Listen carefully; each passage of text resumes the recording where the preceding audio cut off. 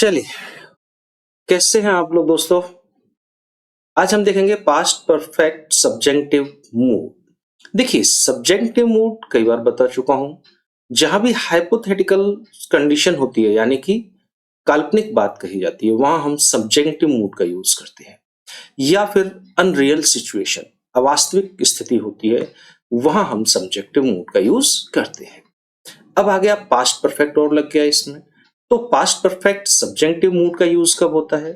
इसका यूज होता है हाइपोथेटिकल, जिसे हम कहते हैं इमेजिनरी, काल्पनिक, और अनरियल पास्ट इवेंट।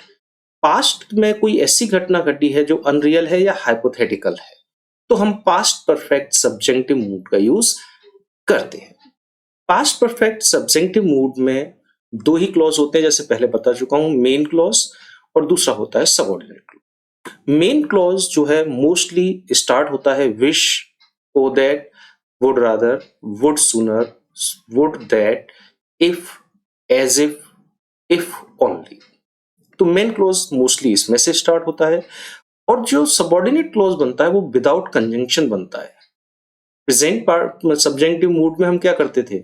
दैट लगाते थे, लेकिन यहां दैट नहीं लगाए।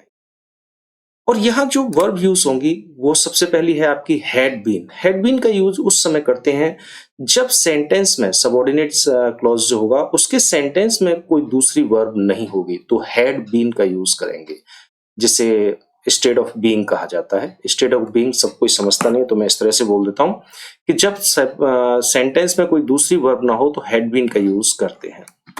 दूसरी है हैड हैड। हाँ जी, सही है ये हैड हैड। ये हैड तो पास्ट परफेक्ट का हेल्पिंग वर्ब है, और ये जो हैड है वो आई है हैव की थर्ड फॉर्म। हैव, रखने, होना, ठीक है ना। रखना और होने के लिए हम हैव लगाते हैं ना, उसकी थर्ड फॉर्म हैड, तो दो बार आ जाता है हैड हैड। और तीसरी होगी हमारी हैड प्लस वर्ब की थर्ड फॉर्म, जो पास्ट परफेक्ट टेंस में आप लोगों ने सीखी है।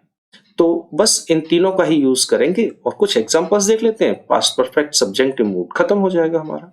देखिए कैसे। तो सबसे पहले इसके एग्जांपल देख लेते हैं, फिर इसके देखेंगे, फिर इसके। I wish I had been there yesterday. अब देखिए, पास्ट परफेक्ट सब्जेक्टिव मूड कब यूज होता है? सबसे पहले तो पास्ट का इवेंट होनी चाहिए, तो देखो यहां लग रहा है यस्टरडे, तो क्लियर हो गया ये पास्ट की बात है।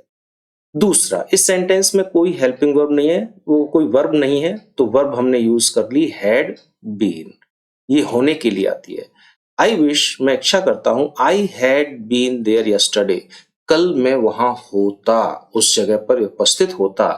और ध्यान रखिएगा, सबऑर्डिनेट क्लॉज में जो भी काम बताया गया है वो होता नहीं है, सिर्फ उसकी कल्पना की जाती है कि ये काम हो गया होता, लेकिन वो काम होगा नहीं।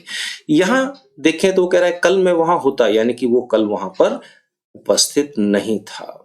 आगे देखिए, they wished he had been able to pay the money. अब देखिए, ये अब इसमें कहीं कोई ऐसा शब्द नहीं है कि यस्टरडे आपको दिखाए, लेकिन दे विश्ड, उन्होंने इच्छा की, ही हैड बीन एबल, वह योग्य होता, टू पे द मनी, पैसा चुकाने में। तो पहले की बात कर रहे हैं कि अगर उसके पास पहले पैसा होता तो इस स्थिति में वो आज न आता। दूसरा, यहाँ कोई वर्ब नहीं है, इसलिए हैड बीन का यूज किया है हम। और इसका मतलब ये है कि he had been able to pay the money, काश उसके पास पैसा होता, वो पैसा चुकाने के योग्य हो जाता वो, लेकिन उसके पास इतना पैसा नहीं था। तो सबऑर्डिनेट क्लॉज में जो भी काम बताया जाएगा वो होगा नहीं। Manager would rather he had had a meeting with directors. देखो, वुड रादर का भी मीन जो है विश की तरह से ही होता है। मैनेजर विश्ड, मैनेजर ने इच्छा की, जब मैनेजर वुड रादर, बात दो ही होगी, विश ही आएगा। कि he had had a meeting with directors, कि डायरेक्टर्स के साथ उसकी एक मीटिंग हो गई होती। तो मैनेजर की ये इच्छा थी कि उसकी डायरेक्टर्स के साथ एक मीटिंग हो गई होती, लेकिन मीटिंग नहीं हुई। यहां हैड हैड का यूज किया है, फिर बता देता हूं। हैड हेल्पिंग वर्ब है, और ये रखने या होने के लिए हैव की थर्ड फॉर्म हैड है, इसलिए हैड हैड सही है। He behaved as if I had had a busy time last weekend। तो he behaved, उसने व्यवहार किया, as if, मानो, ओ सॉरी, यहाँ आई नहीं, ही लगाना है ना भाई, यहाँ ही कर लेना। He had a busy time last weekend, कि लास्ट वीकेंड उसके पास बहुत व्यस्त समय था, यानी कि वो बहुत ज्यादा बिजी था। तो देखो लास्ट आ गया यहाँ, तो क्लियर हो गया कि पास्ट का काम हो गया। दूसरा कि उसका टाइम जो उसके पास था वो बिजी टाइम था, तो रखने की स्पेलिंग हैव की थर्ड फॉर्म हैड, और ये हेल्पिंग वर्ब उसने यूज कर ली, बस यहाँ ही कर लेना। O that her husband had spoken the truth.